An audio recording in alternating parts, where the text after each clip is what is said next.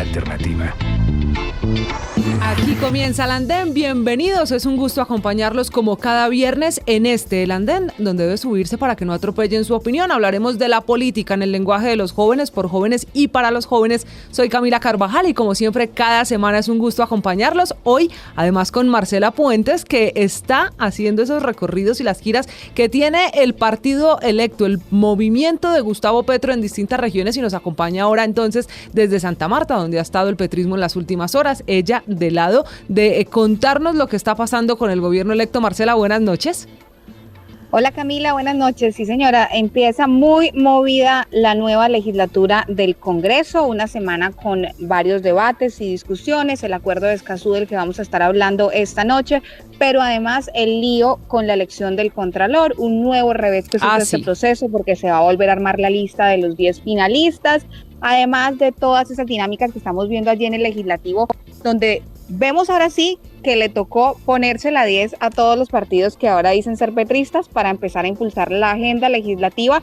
Y también es curioso, hay que decirlo, ver al Centro Democrático ahora ejerciendo oposición, pese a que no hemos cambiado de gobierno aún, pero ya cada uno asumió su rol y ya el nuevo gobierno ya está posicionado en el Congreso. Eso de la elección del Contralor será uno de nuestros temas de análisis porque sin duda se va a prestar para que sigan encontrados el petrismo y el uribismo, muchas polémicas alrededor de rehacer la lista. Aquí hay decisiones judiciales de por medio y ya hablaremos de lo que pase con la conformación de una nueva comisión que tendrá la tarea de rehacer la lista. Esta noche vamos a hablar, Marcela, de Escazú, no esa ciudad en Costa Rica ni más faltaba, sino ese polémico acuerdo, el de 2018, que ha sido el primer acuerdo regional en temas ambientales para América Latina y el Caribe, del que se necesitan 4 debates para que Colombia lo ratifique como uno de los estados que se sumaría a la lista de los 13 que ya lo han hecho, pero que hasta ahora lleva 2 vistos buenos en el Senado, falta el paso por la Cámara. De todas maneras, Marcela, las cuentas parecen estar a favor de esta que es la posición del nuevo gobierno, ratificar el acuerdo de Escazú, como lo han hecho Ecuador, como lo ha hecho Argentina, como lo ha hecho Chile, por mencionarles solo algunos ejemplos. Y la voltereta de la semana, Camila, que la protagoniza nuevamente el Partido Conservador, ya subió en el bus del petrismo, en la Petroneta, y ahora, después de haber ayudado a hundir el proyecto de ratificación del acuerdo de Escazú en el pasado, se convierte en su defensor y ayuda a que se apruebe y a que pase este segundo debate. El Partido Conservador no solo cambió de camiseta, cambió también, parece, de opinión y de pensamiento, porque veníamos de una oposición, de decir que el acuerdo de Escazú no, que había cosas que no los convencía. Como partido habían hecho ese planteamiento, como partido también cambiaron y ahora están apoyando el acuerdo de Escazú. No tienen la culpa, Camila, es que la política es muy dinámica, definitivamente. Yo creo que está bien lo que decía el expresidente Juan Manuel Santos, solo los idiotas, decían, no cambian de opinión. No cambian de opinión. Hablaremos entonces del acuerdo de Escazú, de este proyecto que busca una protección al medio ambiente, pero que dice la oposición busca también ceder soberanía en el caso de Colombia. Ahí está la polémica que analizaremos esta noche. Bienvenidos, esto es El Andén. Ya regresamos a El Andén.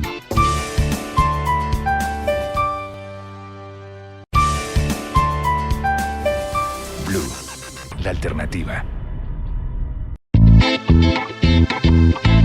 Continuamos con El Andén. Y seguimos, Marcela, en este viernes del Andén, hoy hablando de medio ambiente, de política y nuestro tema principal, del acuerdo de Escazú. Usted nos tiene esta noche un invitado especial, un hombre que ha sido noticia durante toda la semana porque nos puso a hablar a toda la opinión pública de este acuerdo, quizá para muchos desconocido, para muchos difícil de entender, pero fue él el hombre que protagonizó una de las escenas de la semana en el Senado de la República.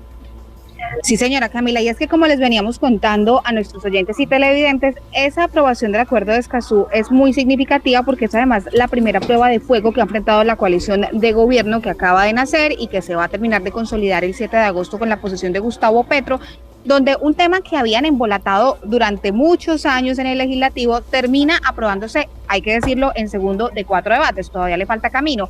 Pero justamente usted mencionaba ese episodio que se dio minutos antes de que iniciara el debate del acuerdo de Escazú en la plenaria del Senado. la discusión que protagonizó la senadora uribista María Fernanda Cabal, una de las más fuertes opositoras al acuerdo de Escazú, con jóvenes activistas que estaban justamente allí impulsando, promoviendo y pidiendo los votos de los senadores para que avanzara esta iniciativa. Le hablo de Juan José Guzmán, un activista climático que ha sido defensor del acuerdo de Escazú desde el primer momento, por supuesto, joven, que se sube esta noche al andén de Blue Radio. Juan José, bienvenido al andén. Gracias, Marcela.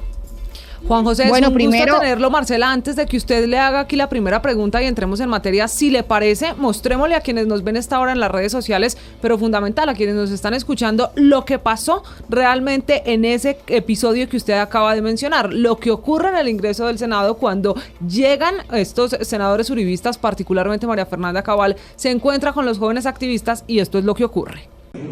¿No le parece que los líderes sociales son indecentes? Hay que protegerlos, ¿sí? No los falsos líderes que hoy deciden si es falso, que un pescado vale más que un niño. Si es falso, no puede estar más del lado de la vaca que del ser humano. No se ha atrevido. No puede estar más del lado de la vaca que del ser humano. ¿Es verdad? No me merece ninguna consideración. Los terratenientes contra la especie humana. Dígale a los indígenas que tienen 31 millones de hectáreas. Ay, cuidan los bosques más que ustedes. A ustedes que están deforestando la Amazonía. Los ganaderos deforestan. Palmicultores y ganaderos deforestan la Amazonía. Tanto como la coca. Bueno, Juan José, la primera pregunta obligada es ¿cómo fue ese momento? ¿Quién inició la discusión? ¿Por qué empezaron? Yo realmente debo decir, estaba cubriendo la noticia y de un momento a otro empecé a escuchar que estaban gritando todo el mundo y corrí y ya los vi allí en esta discusión que fue bastante intensa. Cuéntenos cómo fue ese momento previo a que iniciaran la discusión. Nosotros desde hace unas 2 semanas, varios colectivos, más que todo ambientalistas y de activismo climático, sacamos una convocatoria de hacer un pañuelazo por Escazú justamente el día que se iba a hacer la votación.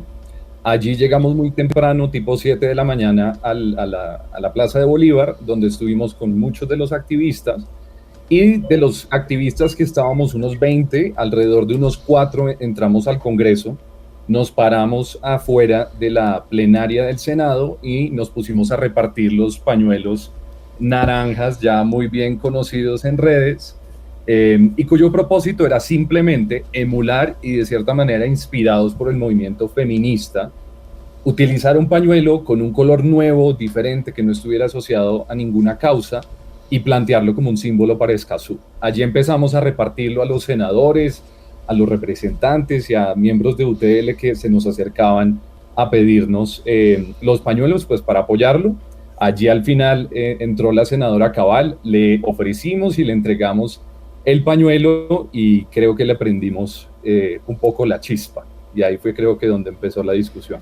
Juan José, ¿por qué termina usted defendiendo el acuerdo de Escazú? Contémosle un poco al país cuál es su actividad y cuál es además su papel en este ejercicio que, como decía Marcela hace un momento, pues había estado engavetado y había sido polémica en la legislatura anterior. Ahora, con el nuevo Congreso, parece irse desenredando, aunque nos faltan todavía pues 2 debates y surtir el proceso en la Cámara de Representantes. ¿Por qué apoyar el acuerdo? ¿Por qué apoyar el acuerdo? Yo cuento mi historia personal que creo que podrá resonar con muchas personas.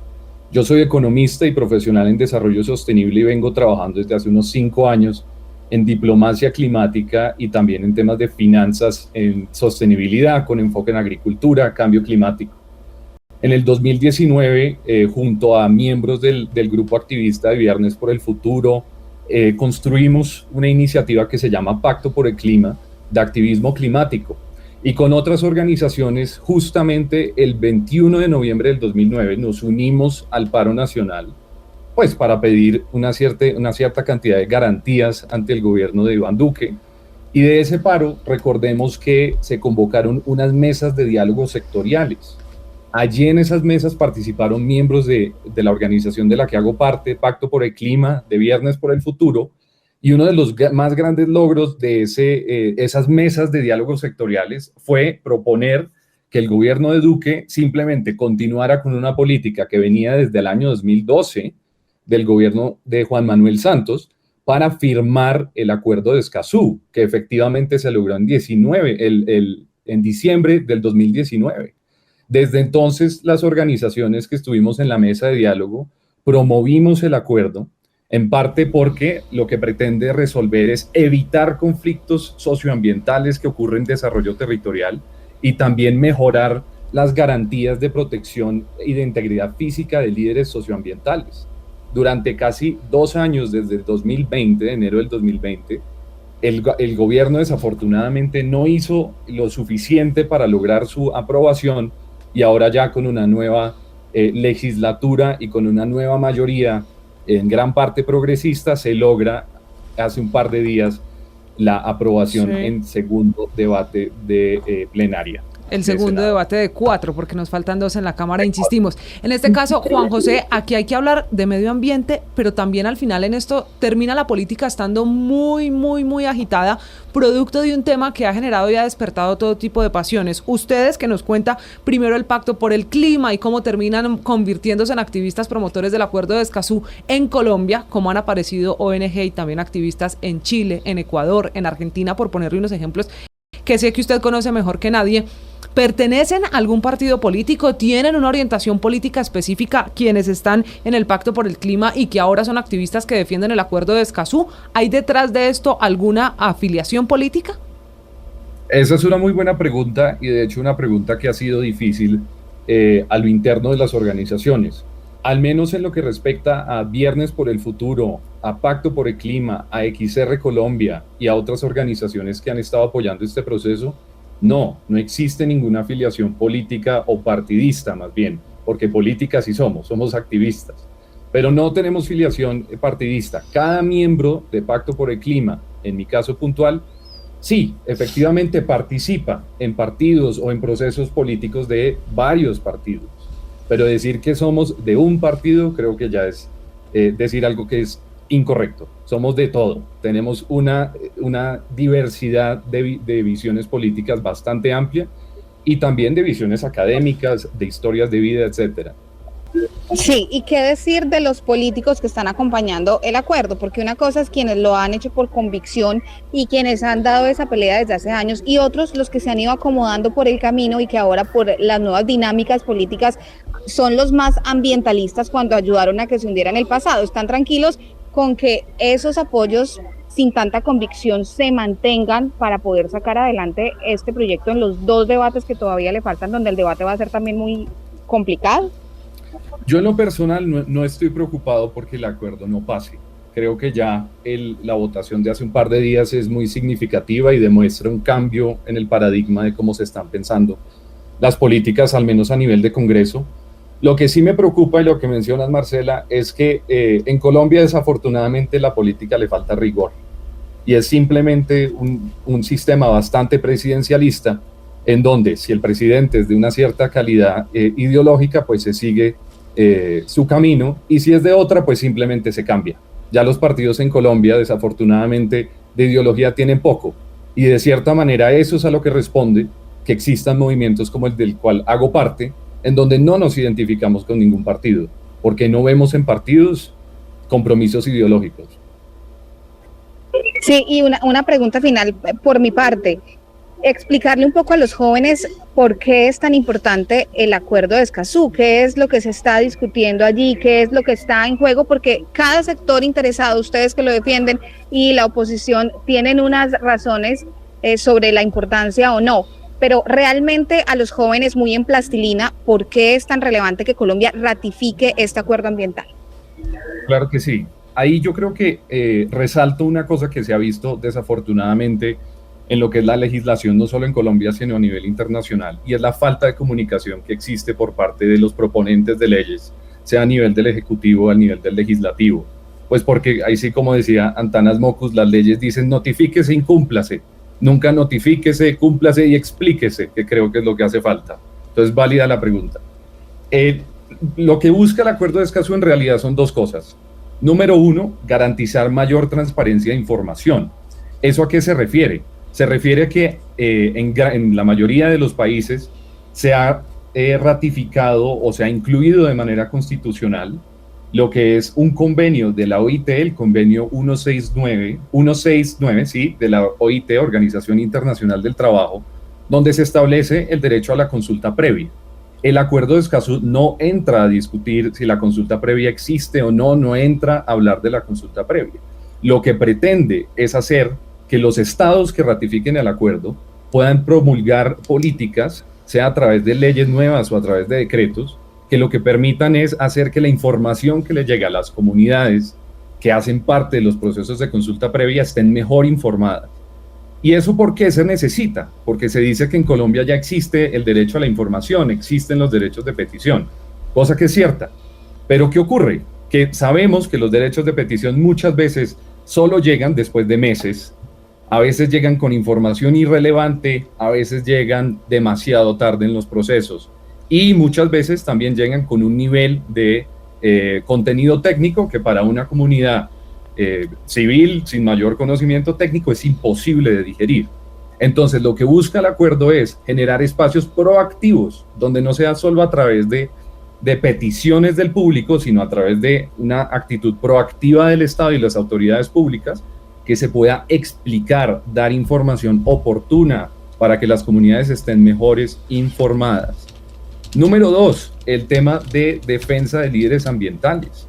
En Colombia efectivamente tenemos algo como la Unidad Nacional de Protección, que si un líder socioambiental requiere, se le asigna un esquema de seguridad. Desafortunadamente eso ha sido completamente insuficiente porque solo se tiene que probar que uno efectivamente ha recibido amenazas y que esas amenazas sean validadas para que se le asigne protección.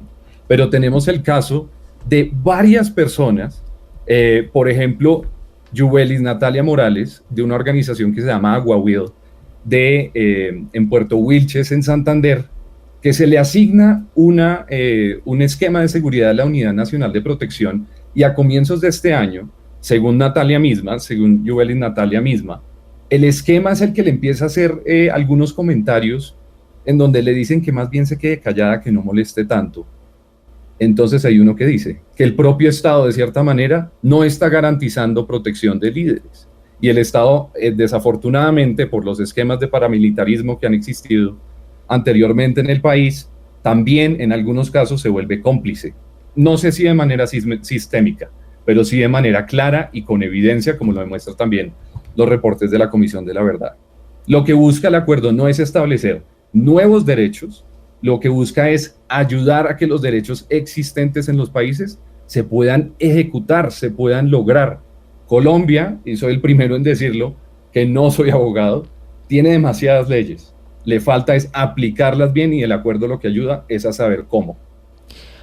Pues ahí está, él es Juan José Guzmán, uno de los jóvenes protagonistas esta semana en las noticias alrededor del acuerdo de Escazú, uno de los activistas que ha estado además al frente de todo lo que ha hecho la ciudadanía alrededor de pedirle a los congresistas que ratifiquen el acuerdo de Escazú, que den ese espaldarazo que hace falta y que tan enredado estaba en la legislatura anterior, parece ahora con el nuevo Congreso, pues tiene ya luz al final del túnel. A Juan José Guzmán, gracias por haberse subido esta noche al andén y que estamos atentos a lo que ocurra en la Cámara de Representantes con esta decisión que ha sido polémica no solo en Colombia, sino en toda América Latina. Juan José, muchas gracias. A ustedes muchas gracias. Marcela, pues ahí está uno de los que más conoce de este tema en nuestro país, uno de los hombres que, le insisto, fue protagonista esta semana. Le propongo que hagamos una pausa esta noche en el andén y ya regresamos con los invitados especiales que nos van a ayudar a entender, a debatir sobre el acuerdo de Escazú. ¿Por qué sí? ¿Por qué no? ¿Qué es lo que va a cambiar en Colombia si llega a ratificarse? Una pausa, ya regresamos. Esto es el andén.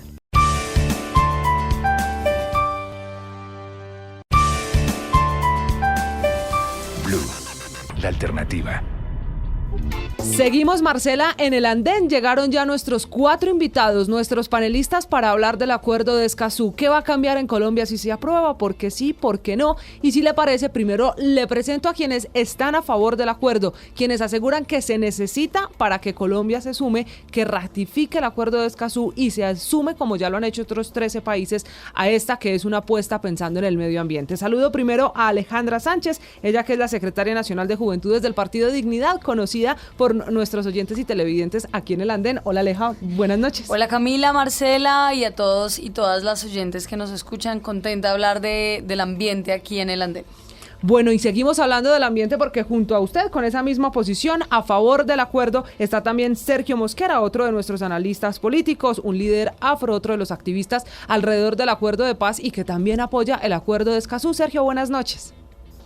Hola Camila, hola Marcela, muy buenas noches. Un especial saludo a quienes me acompañan aquí en cabina, a Julián, a Aleja, a Nicolás, un placer volver a verlos y siempre aquí disponibles para hablar un poco. Muy bien, Marcela, pero también tenemos la otra cara, la otra posición, quienes no están en contra y que le están viendo el lado complejo a el acuerdo de Escazú, que han compartido además las críticas que le hace sobre todo la derecha, el uribismo, al acuerdo de Escazú tan enredado en la legislatura anterior. Por eso saludo a Julián David Basto, que nos acompaña esta noche, uno de nuestros analistas, además integrante de Juventudes del Partido Conservador. Julián, buenas noches. Gracias Camila, Marcela, a todos los compañeros que nos acompañan aquí y también a todos los oyentes y televidentes en esta noche hoy en el Andén. Y a usted, Julián, lo va a acompañar en esa posición, lo va a acompañar para expresar las razones por las cuales no está de acuerdo parte del Senado de la República en este asunto de medio ambiente. Nicolás Goyeneche, lo dije bien, ¿cierto? Goyeneche, muy bien. Nicolás, bienvenido al Andén, buenas noches. Buenas noches para todos, buenas noches a Julián David, a Sergio, a Alejandra, a todos nuestros oyentes y al equipo del Andén de Blue Radio.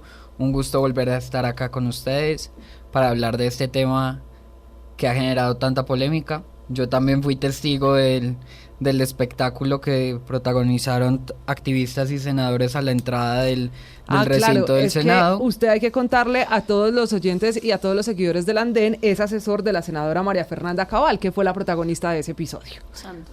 Así que esta va a ser, Marcela, una conversación muy interesante porque, como verá, pues son muchos puntos distintos alrededor del mismo acuerdo, un acuerdo que ya pues tiene 13 países que lo han ratificado en esa lista de los que inicialmente en septiembre de 2018 se comprometieron a darle el visto bueno a este tema medioambiental y pues vamos en 13 de por lo menos 24 o 23 países que se espera lo ratifiquen. Colombia está ahí a la espera de lo que pase en la Cámara de Representantes. Quiero arrancar precisamente con usted, Nicolás. ¿Por qué tanta oposición a este tema? ¿Por qué no apoyar el acuerdo de Escazú cuando el mundo entero está hablando de medio ambiente y esta ha sido la apuesta de una región, de una parte de nuestro continente para decir que se pueden hacer cosas en pro del medio ambiente? ¿Por qué la oposición? Bueno, primero aclarar que no se trata de una oposición al medio ambiente y que nuestra oposición al acuerdo de Escazú no significa que nos opongamos ni a la defensa de líderes ambientales, ni a que en Colombia haya información, participación y acceso a la justicia ambiental.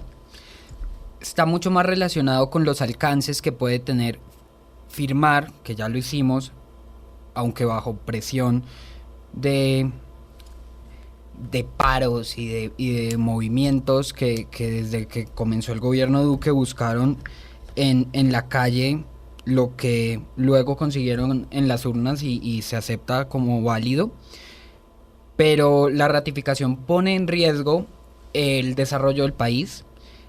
Sentimos que le da excesiva competencia al orden internacional y que compromete nuestro derecho interno, que ya de por sí es bastante, puede que no garantista en la práctica, pero al menos a nivel normativo hay garantías para el acceso a la información, hay garantías para la participación y hay garantías para la justicia ambiental. De manera que si este es un problema de normas, lo que estamos haciendo es simplemente ratificar una norma nueva que no va a suponer ningún cambio como pretenden hacer ver.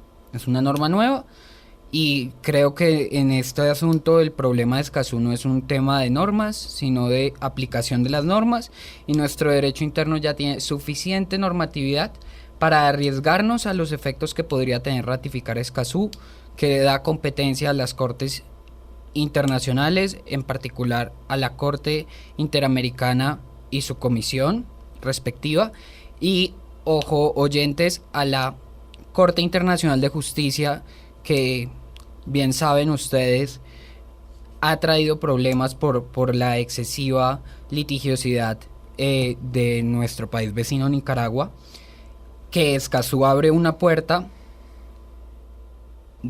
que va a ser difícil de cerrar, y es que las controversias se puedan resolver o bien en la Corte Internacional de Justicia o a través de procesos arbitrales.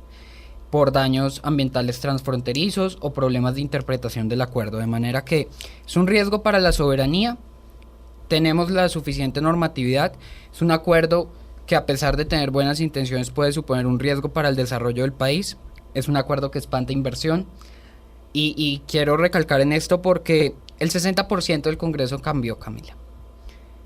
El 60% del Congreso no hizo parte del debate inicial de Escazú. En el debate inicial de Escazú los gremios se pronunciaron en masa, buscando señalar los riesgos, buscando que el Congreso viera que a pesar de tener buenas intenciones puede suponer un peligro muy grande para todos los sectores productivos. Se pronunciaron sectores del sector agropecuario, se pronunciaron gremios mineros, de la construcción, de grandes y pequeños proyectos. Sí. Y esto es un peligro y entiendo que pueda ser difícil verlo y que se nos vea como enemigos del ambiente y amigos del desarrollo, pero son temas que deberían estar reconciliados y que Escazú no los reconcilia, los vuelve a poner en conflicto y creo que ese no es el camino que debe seguir el país. Alejandra, ¿y usted qué piensa, usted como defensora del acuerdo, qué tanto hay de cierto en esas preocupaciones que tienen quienes se oponen a Escazú diciendo que esta es una talanquera para los proyectos de infraestructura, para el desarrollo del país, que incluso, como dijo la senadora Cabal, podría terminar afectando, dice ella, hasta a los pequeños productores, a los pescadores y bueno, a todo el mundo según su criterio? Claro, es que lo que se evidencia con lo que nos dice Nicolás indiscutiblemente es un conflicto de interés entre esos partidos y esos congresistas y esos políticos que responden a unas empresas privadas que se dedican a esos sectores económicos que sí, por supuesto, que va a afectar el acuerdo de Escazú. Porque el acuerdo de Escazú, ¿qué es lo que está proponiendo? Básicamente 3 cosas. Más información y acceso a la información a las organizaciones, a los colectivos, a los defensores del medio ambiente, más derechos para participar y formas y mecanismos para participar en las decisiones de lo ambiental, en todo lo que tenga que ver con este tipo de temas. Y tercero, justicia ambiental. O sea, es algo muy sencillo y algo muy práctico de entender que una persona medianamente democrática dice, excelente, eso es lo que hay que hacer porque otros países ya lo han venido haciendo desde hace mucho tiempo. Pero quienes se oponen acá hipócritamente lo que hacen es decir que cedemos soberanía, que tenemos mejor dicho, que estamos, que peligra el desarrollo del país, cuando son los mismos que han ratificado todas las normas internacionales, como los tratados de libre comercio con otros países que sí definitivamente nos han quitado soberanía y nos han quitado la posibilidad de desarrollarnos. O sea, el problema aquí es el conflicto de intereses que tienen con las empresas privadas, que finalmente algo tendrán que ver con, no sé, con, por ejemplo, con la financiación de sus campañas o con las decisiones de por ejemplo, de hacer exploración o megaminería a cielo abierto, ¿cierto? Porque las entidades ambientales en este momento que tiene Colombia, ellos dicen, funcionan perfecto. ¿Para qué vamos a tener que poner otras normas? Pues claro que funcionan perfecto para ellos porque son autoridades de bolsillo que perfectamente ellos tienen compradas. Julián David. Muchas gracias. Julián, que hay que decir que es de los conservadores, que no son petristas, o bueno, no sé si no es petrista, pero al menos no se subieron al bus ganador, porque recuerde que los votos del Partido Conservador fueron muy importantes para aprobar ese tratado, la voltereta del Partido Conservador. Claro, es que el Partido Conservador, acuérdese, en la legislatura pasada votó negativo, no apoyó el acuerdo, y ahora sí, Julián, lo escuchamos. Gracias. Yo en este espacio no estoy representando las decisiones de mi partido, pero pues cada quien toma esas decisiones, ¿no? Yo lo que quiero resaltar aquí es una cuestión, y es que gran parte del acuerdo de Escazú, de lo que propone su contenido, hace parte del ordenamiento jurídico colombiano. Voy a revisarlos en 2 puntos que aquí hay que tener en cuenta. Uno, cuando se habla de acceso a la información ambiental, ¿sí? Desde hace casi 2 décadas existe el SIAC. ¿Alguno sabe qué es el SIAC? El SIAC es el Sistema de Información Ambiental que existe en Colombia. y eso está compuesto por varias entidades de orden nacional como el IDEAM, el ANLA, el Instituto von Humboldt, entre otras, y asimismo hace parte más de 30 autoridades ambientales regionales y locales. Aquí hay que tener en cuenta que el SIAC, como sistema de información, provee todo tipo de información en términos de datos abiertos, tanto a las entidades públicas, privadas, como a los particulares, como a la ciudadanía, para que tengan conocimiento de la información en términos ambientales de sus comunidades, de los proyectos que se están llevando a cabo o de los futuros proyectos que ya tienen licencias ambientales. 1. 2. Cuando hablamos del convenio 169 de la OIT en términos de procesos de toma de decisión ambiental y de la jurisprudencia que ha sacado la Corte Constitucional, por ejemplo, como en sentencias como la sentencia de unificación 039 del 97 o la sentencia 891 del 2002, habla también de los procesos de toma de decisión enfocados claramente en la consulta previa.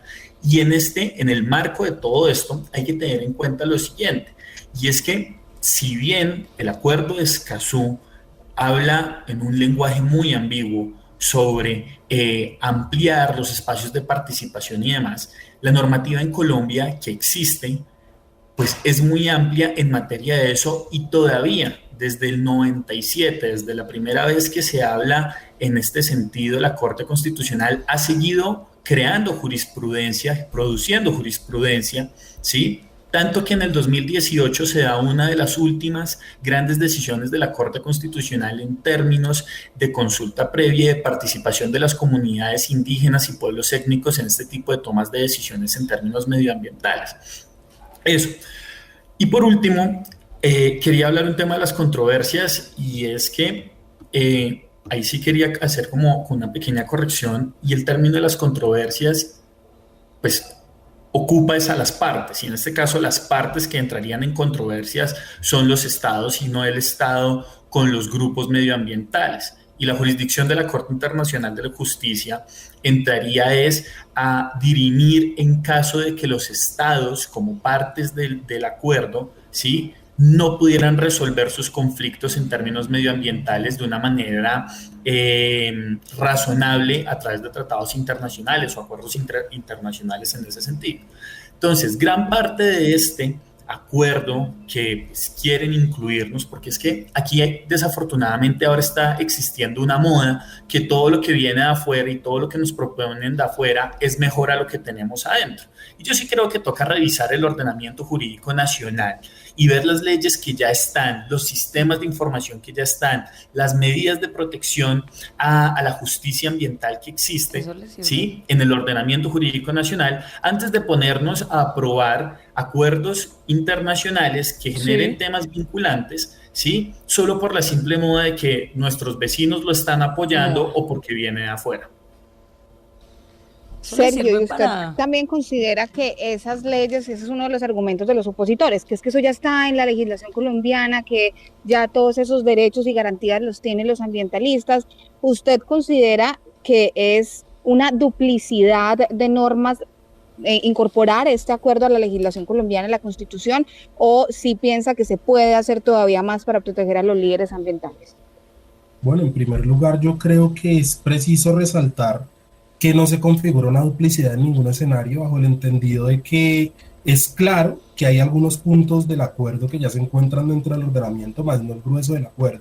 Y en ese sentido, los puntos que ya se encuentran, simplemente no es necesario legislar nuevamente o adicionar los puntos específicos, los subpuntos específicos dentro de cada uno de estos para que la legislación se ajuste a los estándares internacionales. Lo que no podemos olvidar en este escenario es que estamos en uno de los países en donde ser defensor medioambiental es básicamente tener un cartel de se busca encima, y más que todo esto dentro de las cifras de la cantidad de personas que han sido asesinadas dentro de esta labor. Yo creo que uno de los puntos que más se ha utilizado para desvirtuar el acuerdo es el tema del desarrollo y de que se está cediendo soberanía, pero ahí básicamente estamos diciendo que el desarrollo del país lo estamos construyendo sobre las bases de desconfiguración de los estándares de vida de las comunidades y de los líderes medioambientales que en el territorio están viendo realmente cómo afectan este tipo de cosas. Y ahí es donde, por ejemplo, solamente por hablar de situaciones dentro del contexto actual, podemos hablar de lo que sucedió con Hidroituango y las comunidades cercanas, lo que sucedió en el suroeste antioqueño con la explotación minera, lo que sucedió en Caño Cristales con los permisos de exploración, y ya en estándares internacionales lo que sucedió en el Pacífico colombiano con la forma en la que se desviaron los ríos y justamente dentro de la explotación de oro, y que justamente por eso hoy estamos viendo cada año que un río se desborda justamente buscando su caudal real. Entonces yo considero que a pesar de que puedan decir que existe una duplicidad, no se configura netamente bajo el entendido de que la legislación no se hace por hacerse, sino que se hace después de un estudio en el que realmente se evidencien cuáles son los puntos en los que estamos flaqueando dentro de los estándares a los que nos atendríamos una vez ratificado este acuerdo después de las 2 discusiones que faltan. Lo que sí puedo decir es que la nueva configuración del Congreso está más abierta a dar esta discusión que la configuración anterior, que en lugar de discutirlo, simplemente trataba de dilatar lo suficiente para poder engavetarlo.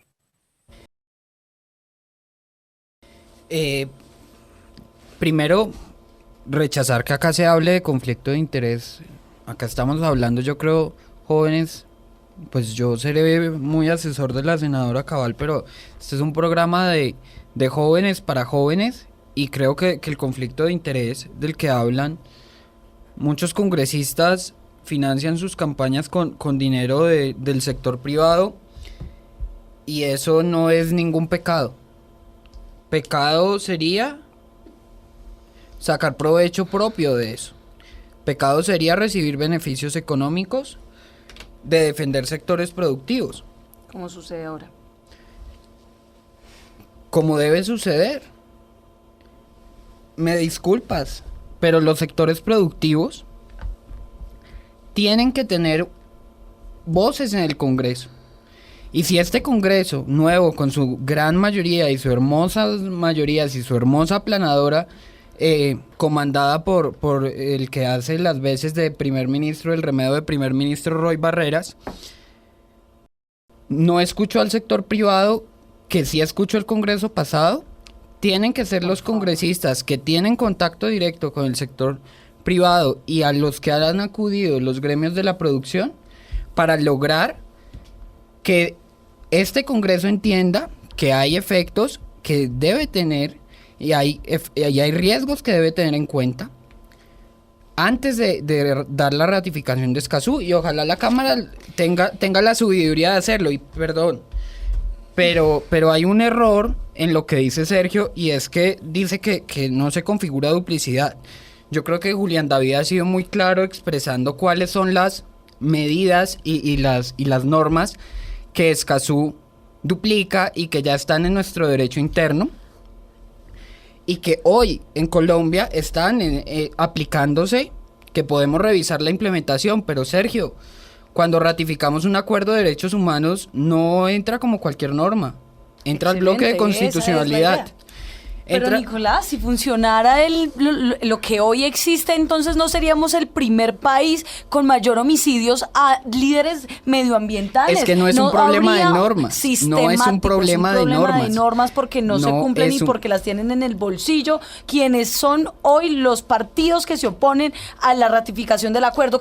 ¿Quiénes son? Cambio Radical, el Centro Democrático, que quienes fueron los que no convocaron al debate y por ende se hundió en la legislación pasada. Pues ¿quién era el presidente? Conservador. Entonces, ¿cuál es, digamos, la necesidad de justificar jurídicamente y técnicamente la oposición al acuerdo cuando hay una oposición política? Porque hay una oposición en el sentido de que hay conflicto de intereses. Julián, o tú, Nicolás, dicen, hay una cantidad de razones. No hay una cantidad de razones. Listo, si tú dices que hay una necesidad de que los sectores productivos estén representados en el Congreso, entonces que el argumento de la Cabal, de la senadora Cabal, sea ese. Es que están afectando a los productores, están afectando a los exploradores de petróleo, de minería, o de carbón, o Perdón, o pero de es oro, que no solo se pero están que no afectando sobre los la base de extractivos, un se está argumento afectando el mentiroso, sector falaz agropecuario, e se hipócrita. están afectando pequeños, grandes y medianos empresarios. Yo sé que a ustedes les encanta ¿Qué? aplanar a la empresa. Yo Para sé que a nada, ustedes yo les soy encanta amiga de la oponerse al empresa libre y comercio, yo no estoy, de pero hecho, acá mi no se partido está... no hace parte de esa planadora que tú llamaste del Camila. Congreso. Nosotros somos independientes al Congreso y al gobierno de Gustavo Petro y no estamos en la misma lógica pues de la que tú nos estás planteando. Entonces, nosotros, ¿qué estamos diciendo? Hay una objetividad en los argumentos de este acuerdo y es que una norma internacional que tiene un poco más de garantías en materia de jurisdicción, pues proteja la vida principalmente y los derechos ambientales que tenemos los colombianos. Porque no le cuentan, Alejandra, a las asunto. comunidades étnicas, a indígenas, afrodescendientes, que este proyecto que están ratificando del Congreso pone en riesgo las decisiones que tomen a través de consulta previa. Porque no les cuentan que la definición de público de Escazú es mucho más amplia que la del convenio 169 de la OIT y que puede poner en riesgo decisiones ya tomadas por las comunidades sobre proyectos con licencias ambientales, porque no le cuentan a los oyentes que estos invierten la carga de la prueba. Nicolás, deme En 30 realidad- segundos que Sergio también ahí quiere dar su opinión alrededor sobre todo de ese que ha sido otro punto polémico y es el de la consulta previa con las comunidades. Sergio, adelante.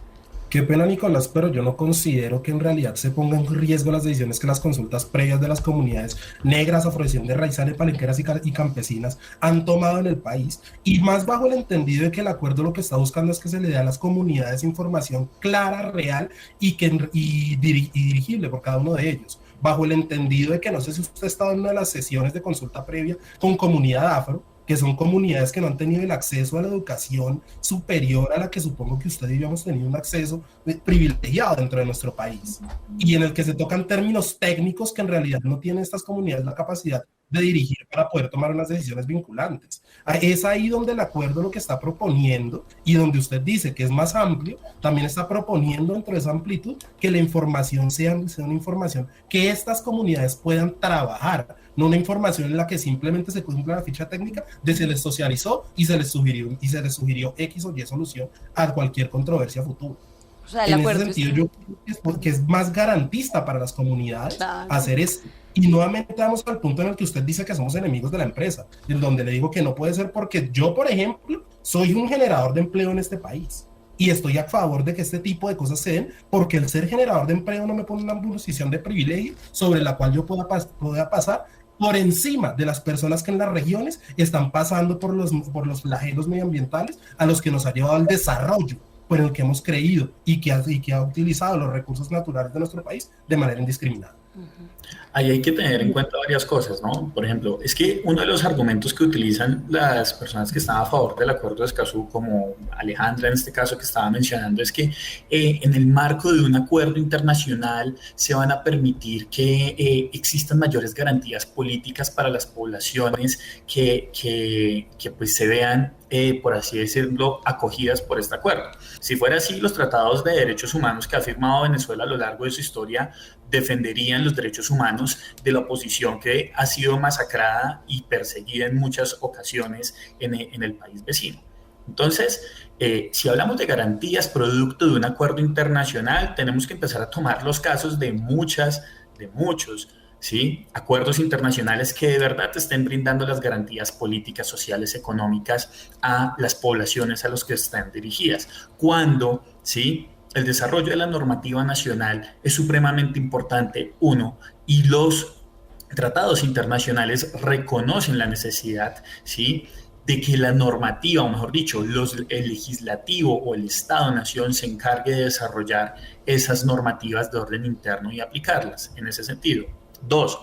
Ahora, mi compañero Sergio está mencionando un tema de los derechos de las comunidades en torno al acceso a la información y todo este asunto. Hoy en día existe normativa vigente en la que se le obliga al Estado colombiano, ¿sí?, a través de varias de sus dependencias, pero en especial al Ministerio del Interior, a hacer llegar información no solo real, ¿sí?, y no solo en términos de datos abiertos, sino que sea entendible para las comunidades en muchos aspectos. Y mucha de esa normativa y mucha de la información disponible ¿sí? Ha sido traducida, no toda, y todavía hay una deuda en ese sentido, pero buena parte de esa normativa ha sido traducida a un lenguaje claro para las comunidades que, como usted dice, muchas veces no tienen acceso a la educación como la podemos tener nosotros, pero mucha de esta información a veces también ha sido traducida a idiomas o a lenguajes nativos de algunas de las regiones, no a todas, pero sí ha sido a través del Ministerio de Educación y otras entidades de Educación, no, qué pena, a través del Ministerio del Interior y otras entidades se ha llevado a cabo, y no en el anterior gobierno, sino en otros gobiernos que también le han apostado a este tipo de espacios. Entonces yo lo que sí considero, desde mi punto de vista, es que antes de que el Congreso de la República ratifique el acuerdo de Escazú, sí es necesario que se haga una revisión de la normativa vigente, ¿sí? Y del alcance, de la amplitud de la normativa que existe en el Estado colombiano para la aplicación y el alcance como tal que se le puede brindar en materia de acceso a la información, de participación pública en las decisiones ambientales, en defensa de la justicia. Porque es que si vamos a añadir a nuestro ordenamiento jurídico algo que se puede desarrollar en términos nacionales, pues estaríamos muy grave, vuelvo y lo digo, por la moda o la simple moda, ¿sí? De que todo lo de afuera es mejor que lo que tenemos adentro. Bueno, yo sí quisiera decirte, Sergio, que no comparto tu tranquilidad sobre el tema de consulta previa, y es porque las definiciones de Escazú son demasiado nebulosas. La definición de público es excesivamente amplia y le permite una participación que excede a las comunidades. Permite que, aunque una comunidad haya tomado una decisión, la definición de público que usa Escazú le permite a gente externa a esa comunidad que se pronuncie sobre decisiones del territorio. Y lo mismo pasa con la legitimación por activa para las acciones en la justicia ambiental que propone Escazú. Le da demasiado poder a ONGs, terceros, que sin la autorización de las comunidades puedan torpedear las decisiones que han tomado comunidades en todo el territorio nacional, que algunas hacen sociedades con empresas para poder extraer recursos o para poder hacer grandes proyectos. De manera que a mí sí me parece que cortarle esa posibilidad a las comunidades de decidir por su territorio y reemplazarlo por técnicos desde escritorios de Bogotá, expertos en temas ambientales, puede poner en riesgo el desarrollo de las comunidades. Y Camila y Alejandra y Julián, David y Sergio, este proyecto del acuerdo de Escazú no generaría tanto debate si no fuera por uno de sus artículos que establece que este acuerdo no tiene reserva alguna, que los estados tienen que firmar todo y ratificar todo o nada. Ojalá este Congreso, que tampoco lo hizo el anterior, prefiriera dar el debate profundo sobre qué está pasando en nuestro derecho interno. El Centro Democrático propuso incluso, como alternativa a la ratificación de Escazú, que revisáramos el contenido de Escazú y que incluyéramos en el derecho interno lo que pudiera faltar. Recoger lo bueno de Escazú, pero dejar por fuera lo que pone en riesgo la soberanía, dejar por fuera la cesión de competencias, dejar por fuera que la Corte y la Comisión Interamericana sean instancia para estos temas, Nicolás, de derecho ambiental. Qué pena y contigo. Más aún que la Corte Internacional de Justicia resuelva las controversias entre los estados parte. Nuevamente, estamos en un contexto regional complejo. Tenemos un vecino que ya ha demostrado tener intereses en nuestro territorio y que ha presentado litigios para afectar al país. Y no podemos dejar de lado que esto también tiene una connotación geopolítica que a veces se deja por fuera.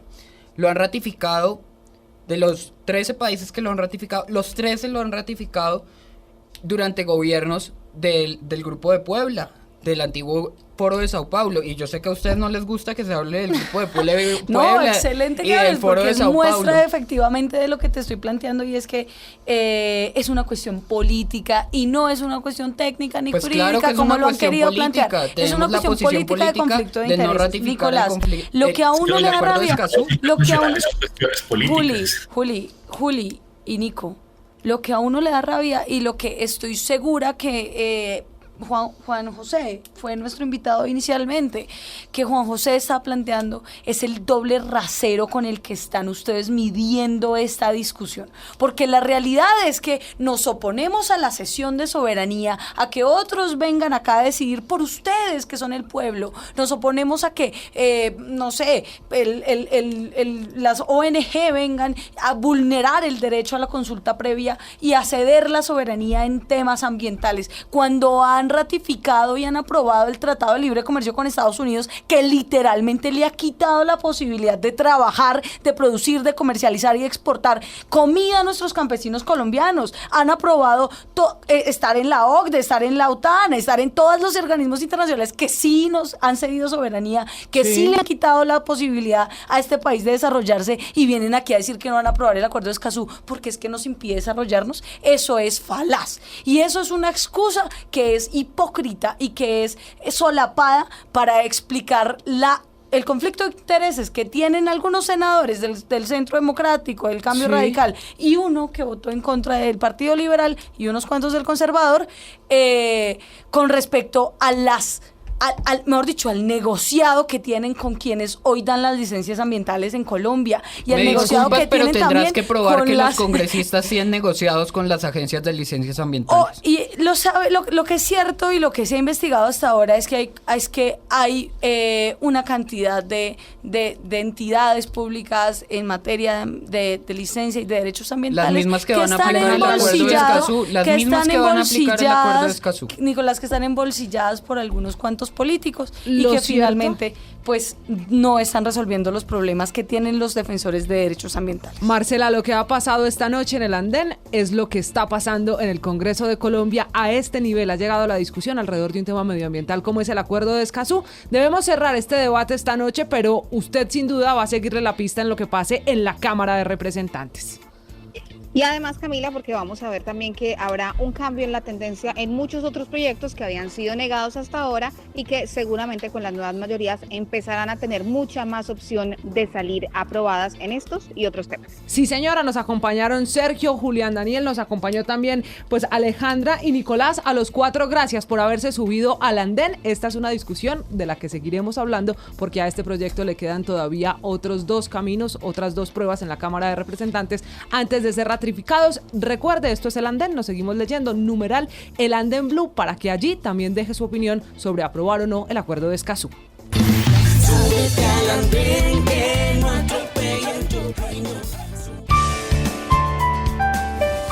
Blue, la alternativa.